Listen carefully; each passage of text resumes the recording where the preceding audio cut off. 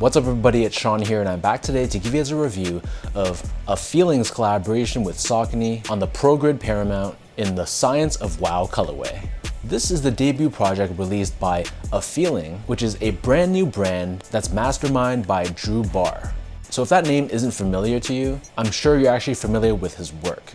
So Drew Barr used to head design of collaborations for Boston-based boutique Bodega, and his work has really spoke for itself. His color palette, his material choices, they've always resulted in amazing collaborations across all the major brands. So he's taken his talents to create his own brand, which is called A Feeling. And this is a collaboration with Saucony on the Progrid Paramount, which is actually a performance running shoe that first dropped back in 2007. Fast forward to today and it's been brought back as a lifestyle sneaker, something that all the major brands have been really doing, dipping into their catalog from the 2000s and 2010s and turning those performance runners into lifestyle models. So the way that these releases were actually very unique. So on the A Feeling website, the twist was they never actually revealed a clear image of what the shoe looked like. So if you wanted early access, you were really just banking on the goodwill that Drew Barr had created with his past work. So myself, I've always been a fan of his work, so I bit the bullet and bought these, which is how I managed to grab these so fast. So the actual mass public release was on June 28th, and they retailed for $185 US, which is roughly 260 Canadian dollars converted, and the official colorway for this shoe is olive and dark gray. So first off, here's a quick look at the box, and this comes in a special box for this release, which is always welcome to see. So on the top lid, on the bottom it says here, A Feeling in this neon green color. We have Saucony branding towards the top. On this side, we have the words Grid, which refers to Saucony's grid technology. And then here's a look at the size label.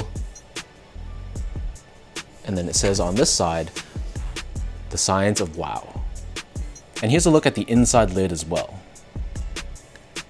So as far as the shoe goes, jumping right into the details, you'll see how the base layer of the shoe, this is crafted out of this thin mesh layer, which is done in this diamond shaped pattern. But underneath this, we have these neon green hits, which creates a lot of visual depth, which I thought was really clever. Right above this, towards the laces, we have this brown colored shaggy suede. Overlaid on the medial side of the toe box, we have this synthetic shiny layer here.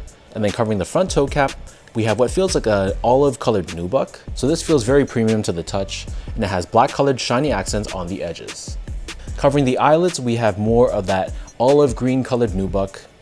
And then underneath this, whereas the original Progrid Paramount had the Saucony stripe or river logo on the lateral side, on this side they've removed it, so it's not an actual permanent part of the shoe, but the shoe does come with a hang tag, which represents where the Saucony logo would have been if they kept this as part of the design. When you compare this to the medial side, however, on this side we have this large TPU overlay, which is Saucony's arch lock technology, and this is there in place to help give you more of a secure and snug fit along your midfoot. Moving downwards, we have this large TPU heel clip covering the heel. On the bottom of the lateral side, we have Saucony branding. Above this, we have this silver reflective layer. On the medial side, we have these orangey red colored hits, along with this radial style pattern etched away from the TPU layer. And then on the top of the heel, we have this strip with another reflective panel here too. In terms of laces, this pair comes with two different lace options. So the default lace that they come with is this olive flat lace, but they also come with a brighter neon green colored lace if you want to give the shoe more pop. Honestly, both laces look really good, so to me, there's no real right or wrong answer here. Underneath this, the tongue is crafted out of the shaggy suede and brown. We have another strip running down the center, which helps to hold the laces in place. And then the top of the tongue is covered in this smooth brown nubuck, and we have Saucony branding embroidered across, and then we have a reflective Saucony stripe stitched down the top of the tongue. The interior of the shoe is covered in this purple colored mesh, and it feels silky smooth to the touch. For the insoles, these come with your typical foam lined insole, nothing too special here, and you'll see we have Saucony branding pressed onto the heels. So the upper of this shoe, this is where it gets kind of interesting. So if this midsole looks familiar, it's actually the same midsole used on the Progrid Triumph 4. So both models released originally in 2007. And in the case for this shoe, this midsole is crafted out of Progrid technology, and it's colored in a mix of this off-white color, gray, and purple.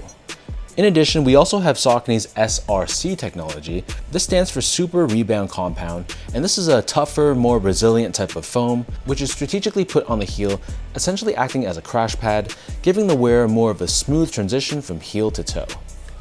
And then turning the shoe over to the bottom, the outsole here is crafted out of 3 tones of rubber, We have these grooves to give it some more flexibility, and in the middle we have this hard TPU shank plate, which is there in place to help with torsional rigidity and midfoot support.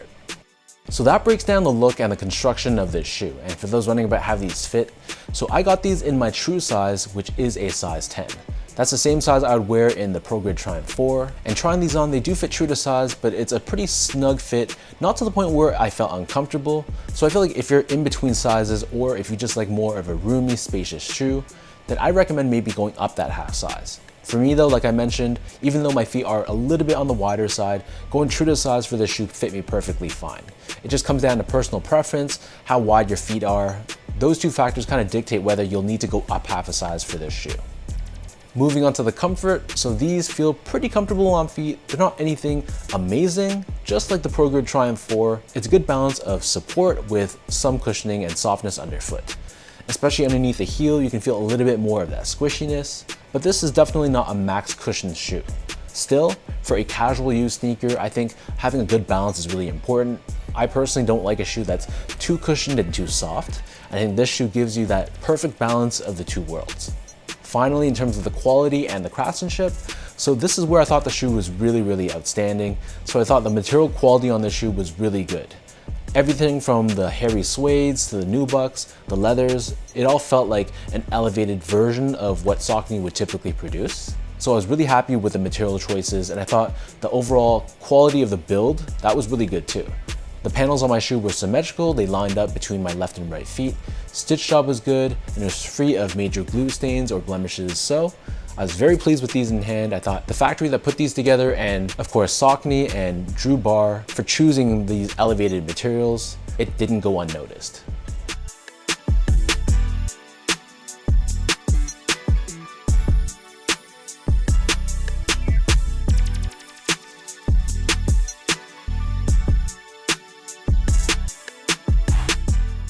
So with all of that out of the way now, let me toss these on feet, I'll lace them up, and I'll show you guys how these look.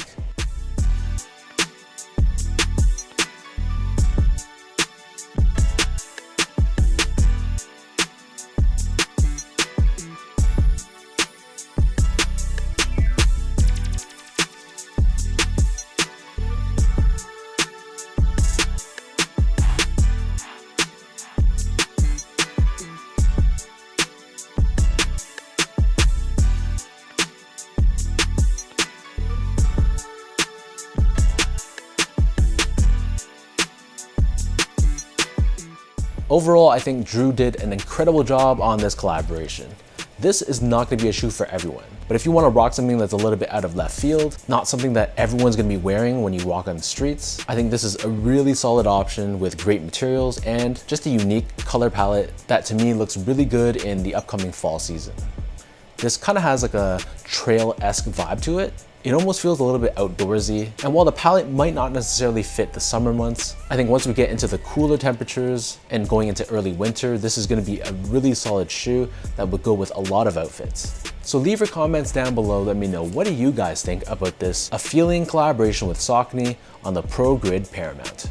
What are your overall thoughts on the design of the shoe? Do you like the fact that they removed the Saucony logo on the side, or would you have preferred if they kept it there? Sound off below on what you think. If you guys enjoyed this video, be sure to like, comment, and subscribe to my channel if you haven't yet. I'll link my socials down below for you guys to check out and follow. And until next time, thank you for your continued support, and I'll catch everybody in my next review.